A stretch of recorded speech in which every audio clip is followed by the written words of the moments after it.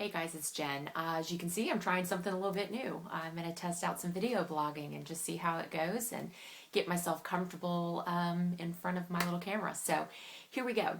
I want to talk to you today about fear. Fear is something that has this crippling, controlling effect on our life. It kind of comes out in ways we chalk it up to it's just anxiety or nervousness or anticipation even. But not the good kind of anticipation, the anticipation of that what if it's the worst case scenario, how am I going to handle it and what is it going to mean for me? You know, no matter what the situation is that we're facing, if we allow fear to creep in, to settle in, to become this heavy, kind of elephant we carry around on our back, it will cause us to do things as simple as procrastinating. It will lead us to become literally crippled in our inability to make a decision. It can be bad enough that it leaves us kind of in that fetal position in the floor, curled up in the corner because, hey, I don't want to deal with it. I mean, what if the worst case scenario happens?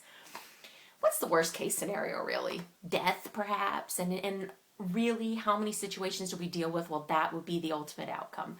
Very, very few. It just feels like it, it just gets in there and it just kind of hangs with us, and that's all we can do. Hey, I'm guilty of it. If for as much as I've learned in the last few years about just approaching fear and facing it head on, because as soon as you shine light into darkness, what happens? Light overcomes darkness. So you can immediately cut fear out of the equation by just facing it head on and realizing that no matter what the outcome is, it doesn't matter, good, bad, or otherwise, that it doesn't define who you are, and that there's always a way to overcome the obstacle or challenge that's left in the path from facing your fear. But even despite that, I still have my own moments where I'm just, I let it get in, the things that I don't want to deal with, right? I've got something right now, to be honest with you, that I've got to handle and take care of. All it requires is a phone call and a conversation, and then I have to wait for the response on the other end that dictates what the outcome or the consequence will be post phone call. I've been putting it off for almost a week because it just is sitting here with this, I don't want to have the conversation.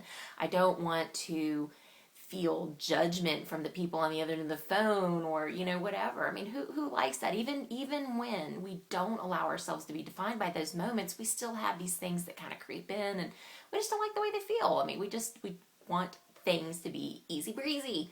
But guess what? Life is not always easy breezy.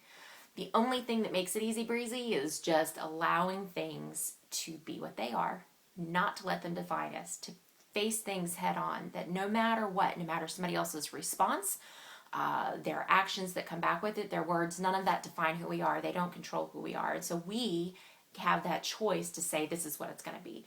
Even if we don't like the outcome, if it leaves us with some kind of a consequence that we then have to deal with going forward, it still doesn't define who we are. It's a blip on the radar. It's a moment on the timeline. It's just a thing. So here's my challenge to you guys. In the same way I'm challenging myself, let's face the things we have to face head on.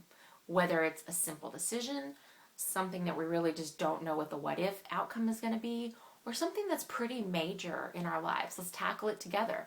You have support and encouragement through this community, so reach out and use it.